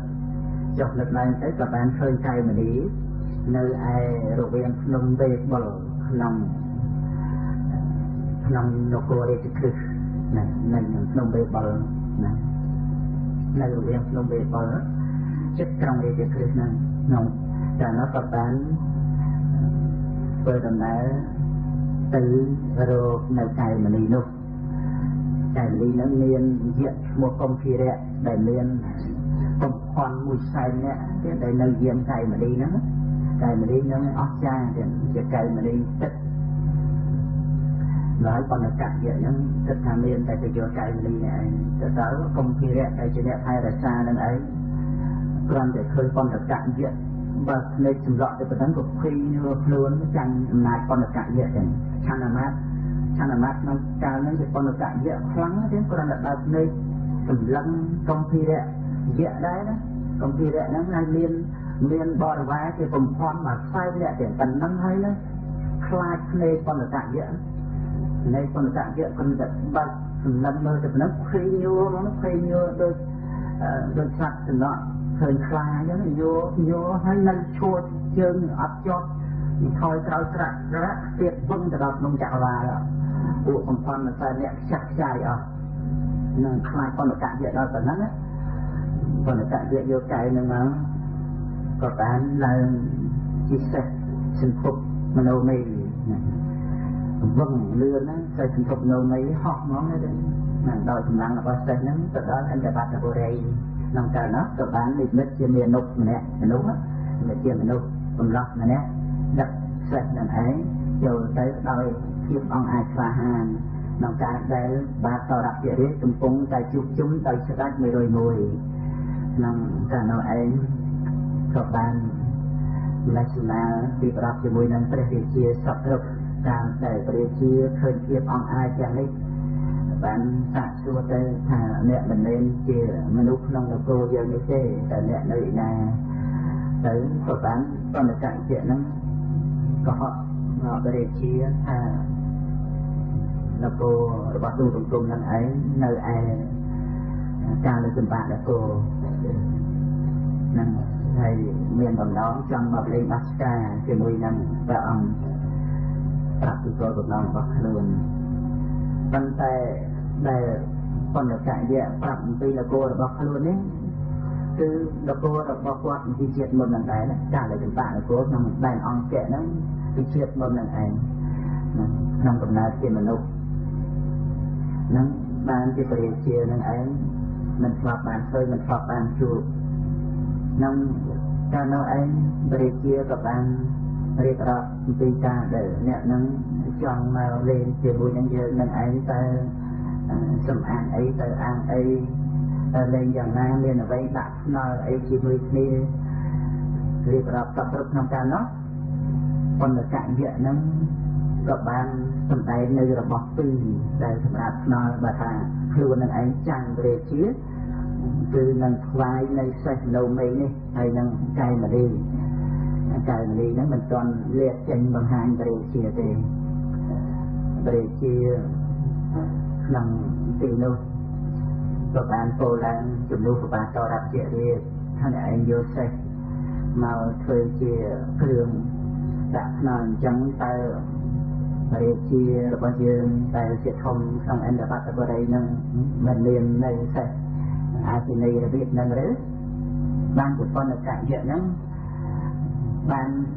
ក្រាបទូលព្រះរាជាសូមឲ្យព្រះអង្គត្រួតមើលអានុភាពរបស់អាទិនីនៃទូបន្ទប់នេះចុះពេលនោះឡើងនៅក្នុងស្ដេចកំផែងសេះវឹងបាត់ទៅជុំវិញកំផែងនៃព្រះនគរព្រះរាជាទាំងអស់មិនបានមើលឃើញឲ្យប្រសពជាតួសេះនិងតួបណ្ឌកយៈឃើញតែឆ្នោតក្រហមតែប៉ុណ្ណោះមកឆ្វាច់ជុំវិញនគរហ្នឹងតែប៉ុណ្ណឹងឯងក៏បានមកដល់វិញប្រកាសជាអស្ចារ្យមិនត្រឹមតែប៉ុណ្ណឹងបណ្ឌកយៈកំផែងចេះពឹងឆ្លងកាត់ស្រះតោបរណីដែលធំធេងមិនមានទឹកទៅចកសេះនឹងទៅទៀតទុកឆ្លងកាត់ស្រះតោបរណីរួចហើយក៏បានផ្ទះសេះពីងឲ្យទៅតែឯងទុកវឹងទៅលើស្លឹកឈូកនៅស្លឹកឈូកនឹងឯងសេះនឹងទៅតែឯងបោកឆ្លងលើស្លឹកឈូកទៅឆ្លងកាត់ស្រះតោបរណីហើយវិលត្រឡប់មកវិញបោកទឹកព្រះអង្គតែអជនីរបស់ទូបង្គំនឹងអស្ចារ្យទឹកនៃឬសំជាអាជនីរតនៈទឹកនៃឬបានបាទតរជារាជទទួលថាពិតជាសេះរតនៈទឹកប្រកាសនេះណាអក្សររតនៈណាសំជារតនៈរបស់ស្ដេចចក្រពត្តិនៅក្នុងរតនៈ7ប្រការរបស់ស្ដេចចក្រពត្តិដែលមានអក្សររតនៈហ្នឹងដែលមានកម្លាំងស្ទុះទៅបានណាស្ទុះទៅដល់ទៅហោះទៅដល់ទៅហោះបានកម្លាំងរបស់ទៅហ្នឹងហើយទៅបានថាមិនត្រឹមតែប៉ុណ្្នឹងទេទូបង្គំមានកែមលីល្អអស្ចារ្យទូបង្គំដឹងថាកែមលីរបស់ព្រះអង្គមិនអាចប្រៀបស្មើនឹងកែមលីទូបង្គំបានទេតែទូបង្គំនេះចង់លេងបាសការនឹងឯងជាមួយនឹងព្រះអង្គប្រលឹងទៅថាព្រះអង្គពុកកែក្នុងការលេងបានជាទូបង្គំហ្នឹងមកស្ដាប់ដល់ក្រែងលោព្រះអង្គនឹងឯងមិនព្រមលេងជាមួយទូបង្គំ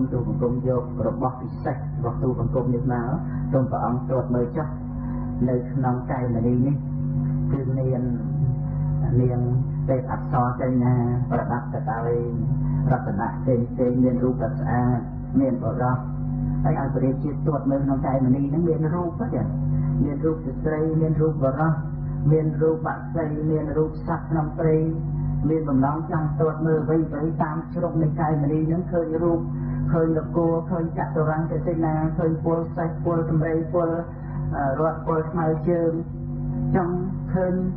រូបអ្វីមើលក្នុងកែមលីហ្នឹងឃើញទាំងអស់រហូតដល់ទៅឃើញដល់នគរផ្សេងទៀតឃើញខ្វិចទៅ4ទៀតទេមើលទៅក្នុងកែមលីហ្នឹងមានឧត្តរករទ្វីក៏ឃើញបព្វវិទេអភិក៏ឃើញរហូតដល់ទៅមើលឃើញក្នុងព្រះសម្បត្តិមើលឃើញឋានសួគ៌ទៀតទេមើលឃើញនន្តវណ្ណឧទ្យានមើលឃើញដូចជាយន្តប្រាសាទរបស់ព្រះអង្គមើលឃើញនៅក្នុងកែមលីហ្នឹងទាំងអស់រឿងអីដែលថាព្រះរាជាហ្នឹងមិនព្រមទេក៏អំណាចក្តីស្រឡាញ់ត្រូវការចង់បាននៃសម្បត្តិហ្នឹងហើយនឹកឃើញការដែលខ្លួនឯងហ្នឹងពុកកែធ្លាប់លេងតាំងតែពីនៅជាព្រះរាជកុមារមកគឺស្បត់ជំនាញណាក្នុងការលេងហ្នឹងហើយចង់បានរបស់ហ្នឹងផងក៏ព្រមលេងសាកសួរទៅថាបើសិនបើមានលោកឯងឈ្នះយើងតើមានលោកឯងត្រូវការសម្បត្តិអី ប៉ុន្តែចុះសម្បត្តិអីក៏មានលោកឯងយកបានដែរវាលេងតែខ្លួនយើងរាជបល្ល័ង្កហើយនឹងអបមហេសីញាតិរបស់យើងត្រូវពីដឹងដែលចង់បានអីក៏បានដែរនេះចំណងប្រាថ្នាដែលចង់បានសេះអាចិនីហើយនឹងកាយមនីនឹងជាពិសេសកាយមនីនឹងទាំងហ្នឹងយើងចង់ឃើញរូបអីផ្សេងៗមើលឃើញក្នុងនឹងបានណាកាយមនីចិត្តទឹកនោះចូលមិនមែនអន់អីនៅក្នុងរវាងភ្នំហើយយៈឈ្មោះកុំភារៈហើយមានកំផន់មកខ្សែនៅយាមណាទៀតរបស់នឹងមានអមនុស្សនៅយាមអញ្ចឹងហើយយកមកមនុស្សណាដែលមិនចង់បានទៅរៀបជាស្រាប់ផងចង់បានណាអាហ្នឹងបាននិយាយអំពីរឿងបំណងប្រាថ្នាដែលត្រូវការចង់បានសម្បត្តិហ្នឹងវាជាធម្មជាតិមួយដែលមាននៅក្នុងលោកណាចឹងហ្នឹងតែយើងស្ដាប់រឿងទៅយើងឃើញសភាវៈធម៌ដែលមានការប្រព្រឹត្តទៅបណ្ឌកញ្ញៈហ្នឹងវាមាន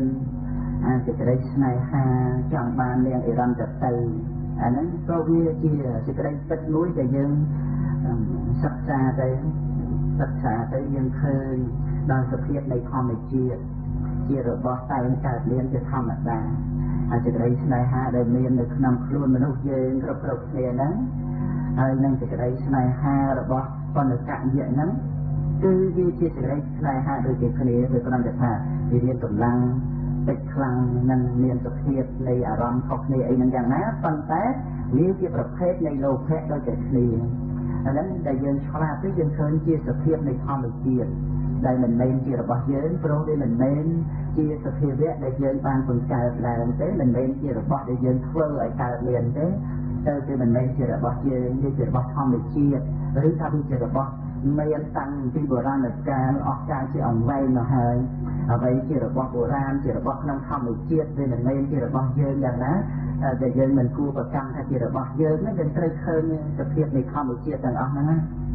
ហ្នឹងគឺជាធម៌មួយដែលយើងគួរដល់ការសិក្សាដែរណាចឹងដូចជានៅក្នុងប្រធមបទអីដែលនិយាយពីអ្នកកំឡោះម្នាក់ដែលកំពុងតែរៀបការហ្នឹងស្រឡាញ់កិរិយាដែលកំពុងតែប្រកបកិច្ចការងារប្រទេសនិហានប្រសងមានប្រពុតជាប្រធានខ្លួនឯងជាកូនកំឡោះជាប្រុសបងអត់មានធ្វើអីកើតទេរវល់តាមមើលតែប្រពន្ធហ្នឹងឯងឃើញគេធ្វើអីក៏វាសំឃើញគេធ្វើអីក៏វាស្អាត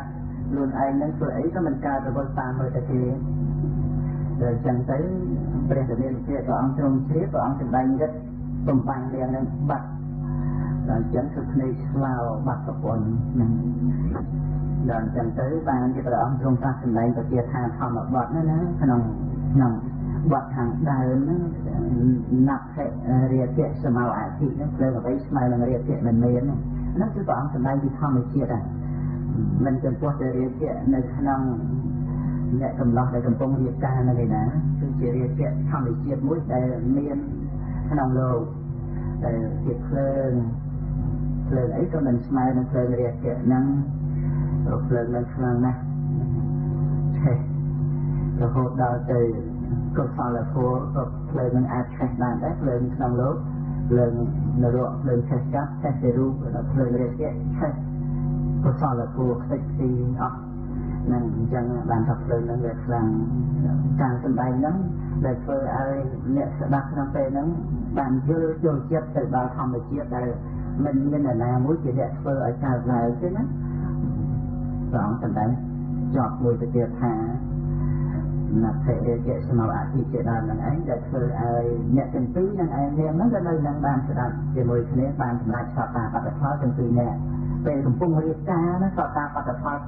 មកដែរណាទេនឹងបានតធัวហ្នឹងហើយតែសំគួរដល់ពេលកើតឡើងបានអញ្ចឹងកំពុងតែប្រសូតបត់ហ្នឹងក៏សតាបត្តផលកើតឡើងបានដែរដូចជាបាសិកាកាលីកំពុងតែប្រសូតបត់ណាបានស្ដាប់សាតាចរិយៈនិងហេមវតយៈកំពុងតែពលរាមារៀបរាប់ពីគុណរបស់ព្រះរាមានុភាពនិងសាតាចរិយៈសម្ដែងគុណព្រះរាមានុភាពប្រាប់សម្លាញ់ពីហេមវតយៈនៅលើតបោផ្ទះរបស់ខ្លួនហ្នឹងខ្លួនឯងកំពុងតែកើតកូននៅស្ដាប់អ្នកទាំងពីរហ្នឹងបានសម្រាប់សតាបត្តផលកំពុងតែប្រសូតបត់ហ្នឹងបាសិកាកាលីហ្នឹងកូនហ្នឹងមានឧបនិស្ស័យមកជាព្រះរហន្តទៀតណាទេហ្នឹងចឹងបានថា កុំឲ្យមើលងាយខ្លួនណាចឹងនឹងខំលើកតម្កើងនៅគុណតម្លៃរបស់ខ្លួនគុណតម្លៃរបស់មនុស្សយើងនេះថ្លៃថ្លាណាស់ព្រះអង្គសម្ដែងក្នុងព្រះគាថាធម្មបទមួយព្រះអង្គសម្ដែងថាបច្ឆពជាឯករាជ្យអ្នកសព្វសក្យមនេនវីសព្វលោកាភិបត្តិជាអ្នកណាសោតាបតិកម្លាំងបរាណសោតាបតិផលនេះវាប្រសើរជាងឯករាជ្យនៅផែនដីប្រសើរជាងដំណើរទៅកម្មស្ថានទូតប្រសើរជាងភាពជាធំលើលោកទាំងពួងណាទេសោតាបតិកម្លាំងបរាណនេះសោតាបតិផលវាប្រសើរជាងបច្ឆពជាឯករាជ្យអ្នកឯករាជ្យទៅផែនដីជាស្ដេចចក្រអីក៏ដោយសក្យសក្យមនេនវីដំណើរទៅកម្មស្ថានទូតក៏ដោយសព្វលោកាភិបត្តិជាអ្នកភាពជាអធិបតីលើលោកទាំងពួងក៏ដោយសោតាបតិផលប្រសើរជាងហើយសោតាបតិផលនេះជាគុណធម៌ខ្ពស់ក៏ពិតមែនហើយប៉ុន្តែមិនមែនកើតឯងទេដែលសម្រេចអំពីគុណធម៌ដែលមនុស្សយើងត្រូវសាងត្រូវសន្សំហ្នឹងសរុបមកគឺថាគុណតម្លៃរបស់មនុស្សជាសម្បត្តិខាងក្នុងណាឲ្យយើងបានជ្រាបថាគុណតម្លៃរបស់មនុស្សនេះគឺថ្លៃជាងសម្បត្តិខាងក្រៅទោះបីជាឯករាជ្យនៅផែនដីឬដំណើរទៅកម្មឋានទូឬក៏ភាពជាអធិបតីលើលោកក៏មិនស្មើនឹងគុណតម្លៃរបស់មនុស្សដែរអាហ្នឹងកុំឲ្យយើងមើលងាយខ្លួនណាត្រូវតាំងនៅក្នុងការវឹកហាត់អប់រំកសាងខ្លួនជានិច្ចដោយសេចក្តីមិនប្រមាទព្រោះមនុស្សយើងជាសត្វពិសេសដែលអាចអប់រំបានចម្រើនរហូតរាល់ពេលនៃការអប់រំហ្នឹងចង់សម្ដែងជាអំពីរឿងមនុស្សយើងជាសត្វដ៏ពិសេសត្រូវនៅក្នុងការវឹកហាត់អប់រំហ្នឹងចឹងណាដូច្នេះយើងស្ដាប់តែខ្លួនហ្នឹងយើងវឹកហាត់អប់រំបញ្ញាយើងសិក្សាមើលរាគៈតណ្ហារបស់បណ្ឌកយៈដែលចង់បានអិរម្មតេទុស្ទាសម្បើមណាស់រហូតដល់ទៅថាស្ដេចវេស្សវណ្ណមិនបានអនុញ្ញាតត្រឹមត្រូវក្នុងខ្លួនឯងមកនេះគឺកម្លាំងស្នេហាហ្នឹងវាត្រូវការអញ្ចឹងដើម្បីឲ្យតែបានវិធុរៈបណ្ឌិតហ្នឹងទៅចង់បានបេះដូងហ្នឹងងាប់ក៏ដោយរស់ក៏ដោយតែបានបេះដូងទៅអាហ្នឹងហើយព្រះរាជាតរៈធារីនេះចង់បានសម្បត្តិរបស់បណ្ឌកយៈស្មើនឹងមនុស្សធម្មតាហើយចង់បានអញ្ចឹងក៏ព្រមទុកតែជីវិតហើយនឹងព្រេតិឆាប់បលាំងនឹងភរិយាហើយស្រីពពួកញាតិនឹងក៏នឹងសម្បត្តិអីជាតិចង់បានស្រីក៏យកទៅហ្នឹងអានេះក៏ជាការសម្ដែងឲ្យឃើញថាបញ្ហាដែលប្រព្រឹត្តទៅក្នុងភពកត្រប់ហ្នឹងអញ្ចឹងទេវាមានជាធម្មតាក្នុងសត្វលោកហ្នឹងឲ្យឃើញថាវាមិនមែនមានតែយើងទេសម្បត្តិហ្នឹងវាជាសម្បត្តិធម្មជាតិហើយដែលយើងត្រូវសិក្សាចម្រើនបញ្ញាហ្នឹងឲ្យឃើញអញ្ចឹងឲ្យឃើញថាជាធម្មជាតិដែលមិនមែនជារបស់យើងដែលធ្វើទេហើយមិនមែនជាសម្បត្តិរបស់យើងគឺបញ្ញាហ្នឹងបានឃើញអញ្ចឹងដើម្បីលះបង់សេចក្តីប្រកម្មថាអ្វីជារបស់យើងនេះយើងសិក្សាទៅតាមរបស់ទាំងអស់ហ្នឹងដែលវាមិនមែនមានតែក្នុងខ្លួនយើងឯណាអ្នកដទៃក៏មានអ្នកផ្សេងទៀតក៏មានអញ្ចឹងវាមិនមែនម្នាក់ជាអ្នកបង្កើតធ្វើទេអ្នកណាទៅបង្កើតធ្វើអាសេចក្តីស្រឡាញ់សេចក្តីស្នេហាដូចគ្នាអញ្ចឹងសេចក្តីស្រឡាញ់សេចក្តីស្នេហាសេចក្តីត្រូវការហ្នឹងក៏តែមានអញ្ចឹងបានយើងត្រូវវឹកហាត់ត្រូវអប់រំនិងត្រូវឲ្យឃើញទុកនៃតណ្ហាដែលជាហេតុនៃសេចក្តីទុកហ្នឹងផងហើយត្រូវចម្រើនឆន្ទៈមួយត្រូវពេញចិត្តប្រតិដើម្បីជាយាមដើម្បីកសាងខ្លួនឲ្យបានទៅជាបុគ្គលមួយប្រសើរណាដល់ទៅអញ្ចឹងព្រមព្រៀងគ្នាចាក់ចែងទៅកាន់កន្លែងលេងបាសកាទៅកាន់កន្លែងលេងបាសកាហ្នឹងគឺ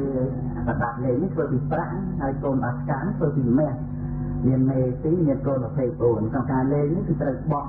ឲ្យធ្លាក់មកចំកន្លែងស្ទះចាញ់អីហ្នឹងទីសងបកាយត្រង់ដៃបោះកូនបាសកាហ្នឹងទម្លាក់មកនោះដល់គេលេងយ៉ាងម៉េចទៀតទេណាដៃបាសកាហ្នឹងត្រង់របៀបហ្នឹង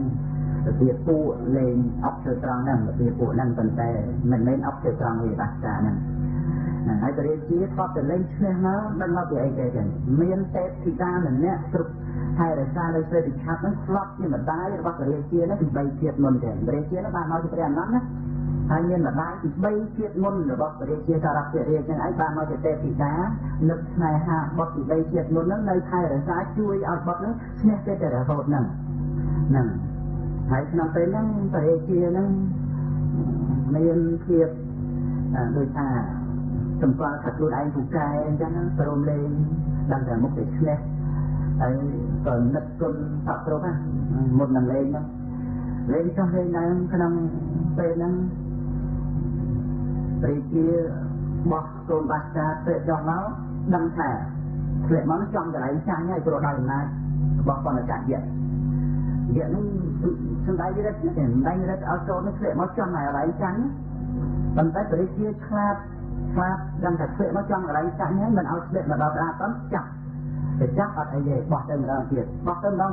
ដឹងតែធ្លាក់មកចំកន្លែងចាញ់នឹងចាប់បានទៀតហ្នឹងហើយការដែលបរិជានឹងអីអាចដើម្បីដឹងថាធ្លាក់មកចំកន្លែងចាញ់ហើយអាចទៅចាប់កូនបាសកានឹងជាប់បានក៏ដោយអំណាចទេវតានឹងជួយដែរទេវតានឹងនៅជួយទៀតទេវតាដែលជាម្ដាយទី3ជាតិមុនណាចាប់បានពីលើដល់ពេលហ្នឹងបណ្ឌកាយៈនេះឃើញនៅបរិជានេះអាចដឹងថាធ្លាក់មកចំកន្លែងចាញ់ណាតែនេះបានតែដឹងហើយអាចចាស់កូននឹងបានទៀតខ្លះcòn đó cha na mơ tới khơi cây ra này có vấn mình này vấn mình và này từ lọt cây ra nó vắt cây ra nó mơ mới còn được cạn dễ hơn luôn thì mất chuyện mà lúc này này cho nên được này dễ nhá cầnតែឃើញស្នេហ៍ប៉ុន្តែកាក់យៈប៉ុណ្ណឹងញឿខ្លួនអស់មិនអាចនៅកន្លែងនឹងបានទុកផ្ទះទៅនៅក្នុងចក្រវាឡនោះនៅឲ្យសតមើលទៅញ៉ាយមកនៅកូនលេងជាមួយយៈហ្នឹងកូនទី3ទៀតមុនមានមកនៅជួយកូនអីទៀតបានរាជាបោះទៅត្រូវធ្លាក់មកចាប់អត់តន់ចាប់អត់តន់ធ្លាក់មកចំមកកន្លែងចាំមកកន្លែងចាំប៉ុន្តែកាក់យៈទៅហ្នឹងឈ្នះដល់ក្រាឈ្នះព្រោះបានផ្ទះដៃស្ដីថាខ្ញុំឈ្នះហើយក្រណែសម្លេងបណ្ឌកាយៈស្រែកប៉ុណ្ណឹងលឺពេញចម្ពោះទ្វីបទៀតបណ្ឌកាយៈស្រែកទៅហ្នឹងណាសម្លេងដែលគេតែងលឺក្នុងចម្ពោះទ្វីបគឺមានសម្លេង4ទេមានសម្លេង4សម្លេងរបស់អលវកយៈក្នុងកាលនោះនៅក្នុងសមាគមយៈហើយបានសាតាចរិយៈនិងហេមកតយៈទៅរៀបរាប់អំពីគុណព្រះរាមានុភាដែលនៅក្នុងវិមានរបស់ខ្លួននោះអលកយៈនឹងឯងថាស្គាល់នឹងព្រះរាមានុភាដែរលក្ខយៈស្គាល់តែខឹងដឹងព្រះរាមានុភាទៅនៅក្នុងវិមានរបស់ខ្លួនធ្វើជាមិនស្គាល់សាតាចរិយៈរៀបរាប់ថាអ្នកឯងស្គាល់ក៏ដោយមិនស្គាល់ក៏ដោយប៉ុន្តែអ្នកឯងក៏មិនតែចង់តតាំងអីជាមួយព្រះរាមានុភានោះអ្នកឯងហ្នឹងដូចជាកូនទៅមិនកើតទេក៏មិនចង់តយុទ្ធជាមួយកូនឧសភៈណាឯងដូចកូនដំរីទេក៏មិនចង់តតាំងជាមួយមេដំរីទៅព្រៃនោះអ្នកឯងហ្នឹងដូចជាសត្វសំណក់ទេក៏មិនចង់តតាំងអីជាមួយទេសីរៀបរាប់ប៉ុណ្ណឹងអលកយៈតាំងពីខំទុកទៅឈួរលើក្នុងទីឡាស្រែកម្ដងយើងជាអលកយៈសម្លេងឮក្នុងចំពោះទ្វីបហ្នឹងក្នុងពេលហ្នឹងសម្លេងអលកយៈសម្លេងមួយទៀតគឺជាសម្លេងរបស់ព្រះអិនឲ្យទេសកម្មទេវបុត្រនិមិត្តជាខ្សែធំមួយក្នុងការនោះដែលក្នុងសាសនាព្រះសម្មាសម្ពុទ្ធកបៈទសពលនឹងរៀបរយទៅមានពិខុអាក្រក់មានភិក្ខុនីអាក្រក់មានឧបាសកបាសិកាអាក្រក់មិនប្រព្រឹត្តតាមធម៌តាមវិន័យក្នុងការនោះព្រះអិននាំទេសកម្មទេវបុត្រនិមិត្តជាខ្សែមកស្រែកប្រកាសថាអ្នកណាដែលប្រព្រឹត្តអាក្រក់ទុកពោះទ្រូវិន័យយើងនឹងឲ្យខ្សែខំណាសម្លេងស្រែកនោះឮក្នុងចំពោះទ្វីបតែចឹងណាហើយសម្លេងមួយទៀតគឺសម្លេងប្របាទកុសរាជព្រះបរមពុរិស័ទដែលក្នុងការនោះស្ដេចកំពីតកោទៅដណ្ដើមនាងប្រភេរតីបាទកុសរាជបានពាក់នៅកៅដែលព្រះអិនប្រទានមកឲ្យហ្នឹងហើយឡើងចាំលើជំនិតចាប់នាងប្រភេរតីដាក់លើជំនិតស្រែកហ្នឹងយើងជាកុសមហារាជនេះសម្លេងក្នុងការនោះក៏ឮក្នុងចំពោះទ្វីបដែរហើយមួយទៀតនេះសម្លេងបណ្ឌកយៈដែលលេងបាសកាឈ្នះបបាកោរៈភៈរាជនេះស្រែកតែយើងឈ្នះហើយហ្នឹងឮហើយរួចទៅក៏បានលោកនៅព្រះរាជាការលេងនេះក៏តែមានម្នាក់ឈ្នះម្នាក់ចាស់ចឹងឯងសូមព្រះអង្គសូមព្រួយបតីអីទូលគុំនឹងចង់មកសាកល្បងជាមួយព្រះអង្គហើយបានជិះឈ្នះហើយសូមសម្បត្តិពីព្រះអង្គព្រះរាជាថាអ្នកឯងយកអីទៅយកចុះតែមនីក៏មានតម្រៃសេះក៏មានទ្រព្យសម្បត្តិអីក៏មានអ្នកឯងត្រូវការជ្រើសរើសយកចុះបានបណ្ឌកាយៈថាសម្បត្តិរបស់ព្រះអង្គប្រសើរពិសេសចាប់គ្រប់ទាំងអស់ប៉ុន្តែសម្បត្តិដ៏ប្រសើរពិសេសជាងគេដែលទូលគុំត្រូវការគឺវិធុរៈបណ្ឌិតថាតែប៉ុណ្ណឹងមកព្រះរាជាថាអ្នកឯងកុំទុកដាក់វិធុរៈបណ្ឌិតថាជាទ្រព្យមិនបានទេមិនមែនជាសម្បត្តិទេវិធុរៈបណ្ឌិតគឺជាជីវិតយើងជាខ្លួនយើងហ្នឹងបណ្ឌកាយៈក៏បានពោលឡើងថាទូលគុំមិនប្រកែកអីជាមួយព្រះអង្គទេកុំឲ្យទៅយឺតយូរឥឡូវគឺត្រូវទៅដោះស្រាយ ជាមួយមុខវិធុរៈបណ្ឌិតចុះវិធុរៈបណ្ឌិតវិនិច្ឆ័យយ៉ាងណាគឺថាយើងនឹងយកទៅតាមពាក្យរបស់វិធុរៈបណ្ឌិតវិនិច្ឆ័យទៅចុះណាក្នុងពេលនោះក៏បាននាំគ្នាទៅកាន់ធម្មសភាវិធុរៈបណ្ឌិតក៏បានចុះមកថ្វាយបង្គំព្រះរាជាហើយក៏បានចូលកាន់កន្លែងនឹងខ្លួនដល់សំទួទៅបានបណ្ឌកយៈនឹងឯងបានលើកឡើងអំពីគុណរបស់វិធុរៈបណ្ឌិតដែលបានល្បីទេឈ្មោះទៅក្នុងចក្រចម្ពោះទ្វីបថាជាអ្នកកាន់នៅសច្ចៈសំបីតែជីវិតក៏ហ៊ានលះបង់ក្នុងពេលនេះយើងមានក្តីជាមួយនឹងព្រះរាជារបស់អ្នកតែអ្នកនឹងឯងជាទេសៈរបស់ព្រះរាជាឬក៏ជាញាតិរបស់ព្រះរាជាដាក់ទូបញ្ហាប៉ុណ្ណឹងបានវិធុរៈបណ្ឌិតនឹកឃើញថាក្នុងសេចក្តីនេះយើងចង់ឆ្លើយយ៉ាងណាក៏បានដែរតែថាយើងមិនពោលនៅទេនិសាឡើងហើយក៏បានប្រកាសប្រាប់បណ្ឌកយៈថាមាននៅចូលអ្នកជ្រាបចុះយើងនេះឯងគឺជាទេសៈរបស់ព្រះរាជាដើម្បីព្រះរាជាទៅដល់ណាគឺយើងនៅតែជាទេសៈរបស់ព្រះអង្គដែរក្នុងពេលនោះបណ្ឌកយៈផ្ទះដៃម្ដងទៀតថាខ្ញុំស្ទះព្រះរាជាជាលើកទី2ហ្នឹងលើកទី1ឈ្នះអបិបាស្កាលើកទី2ឈ្នះត្រង់ដែលព្រះរាជាហ្នឹងហើយពោលបង្អាប់ព្រះរាជាមួយម៉ាត់គឺថាព្រះរាជាហ្នឹងឯងមិនទ្រង់ធ្វើទេក៏ហក់ថាវិធុរៈបណ្ឌិតហ្នឹងជាជីវិតរបស់យើងជាញាតិរបស់យើងតាមទៅវិធុរៈជាទេសៈជាទ្រព្យរបស់ព្រះអង្គក្នុងពេលនោះព្រះរាជាក៏មិនអាចបច្ច័យតវ៉ាបានហើយគិតថាវិធុរៈបណ្ឌិតហ្នឹងមិនគ្រប់គ្រងយើងសោះក្នុងចិត្តចឹងណាហើយក៏ព្រមប្រគល់វិធុរៈបណ្ឌិតនឹងឯងឲ្យទៅបណ្ឌកយៈក៏ប៉ុន្តែមានប្រទេសរបស់ព្រះគោណាស់ប្រាស្រ័យវិធុរៈបណ្ឌិតក៏សូមឲ្យវិធុរៈបណ្ឌិតបរមពុរិស័ទនឹងឯងសម្ដែងនៅគរិយាវេធម៌បានព្រះវិធុរៈបណ្ឌិតឡើងកម្មធម្មទេសនៈសម្ដែងនៅគរិយាវេធម៌ដែលព្រះរាជានឹងឯងសូមឲ្យព្រះបរមពុរិស័ទដែលប្រាស្រ័យទៅលែងបានជួបមុខមិនដឹងជាថាទៅនឹងយ៉ាងណាយ៉ាងណីសូមឲ្យសម្ដែងអំពីការដែលព្រះរាជាមានការប្រព្រឹត្តយ៉ាងណាទៅមិនមានភ័យនឹងសាកសួរបញ្ហាហើយព្រះរាជានឹងឯងមានការសង្គ្រោះយ៉ាងណាព្រះរាជានឹងឯងមានការមិនបៀតបៀននឹងយ៉ាងណាហើយនឹងពលទៅពាក្យទឹកយ៉ាងណាទៅលាចាកលោកនេះទៅហើយនឹងទៅបរលោកនឹងចូលទៅកាន់សុគតិភពបានព្រះវិធុរៈបណ្ឌិតបានសម្ដែងពីរឿងជារាជធម៌ក្នុងការនោះគឺព្រះសម្មាសម្ពុទ្ធព្រះអង្គសម្ដែងអំពីព្រះវិធុរៈនិងដែលសម្ដែងជាប្រតិថាថ្វាយដល់ព្រះរាជាដែលជាកិរិយាមិនសក្តិតែគ្រប់នឹងកិរិយារបស់អ្នកដទៃបាននៅចំណីអាហារដែលមានរសឆ្ងាញ់មិនសក្តិសម្រាប់ពួនបរិភោគតែឯងមិនសក្តិសាច់ទុកនៅពាក្យសម្ដីឯណាដែលនិយាយទៅនាំឲ្យអ្នកដទៃនឹងខូចខាតនៅប្រយោជន៍ជាពាក្យសម្ដីដែលធ្វើឲ្យអ្នកដទៃបានដល់នៅសេចក្តីវិន័យពាក្យសម្ដីហ្នឹងមិនត្រូវតែគ្រប់ទេហើយបានពោលនៅធัว15ដល់ទៅទៀតហ្នឹងគឺជារឿងដែលជាអ្នកគ្រប់គ្រងផ្ទះមានការប្រព្រឹត្តដើម្បីរួចផុតពីភ័យជាដើមហ្នឹងគឺមួយត្រូវជាអ្នកមានសិលពីរជាអ្នកមានវត្តល្អមានសិលផ្សេងមានសិល5ជាដើមមានវត្តល្អគឺការប្រព្រឹត្តមានការគោរពមេត្តាបេតាថ្វាយបង្គំសំពះនិងវត្តទីទៀតជាដើមទី3ជាអ្នកមិនប្រមាទទី4គឺជាអ្នកមានបញ្ញាដឹងនៅក្នុងហេតុផល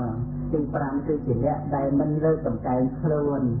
នឹងហើយទី6ជាអ្នកដែលមាននៅសេចក្តីកំណាញ់និងចរណែនឆ្លៀននេះអ្នកដទៃទី7គឺជាអ្នកមានសេចក្តីស្ងប់រងាប់ទី8គឺជាអ្នកមានវាចាដែលគួរឲ្យខ្សែគប់ទី9គឺជាអ្នកទន់ខ្លួនដោយកាយដោយវិចារនិងដោយចិត្តទី10គឺជាអ្នកឆ្លាតឆ្លៀសនៅក្នុងកិច្ចការងាររបស់ក្រហម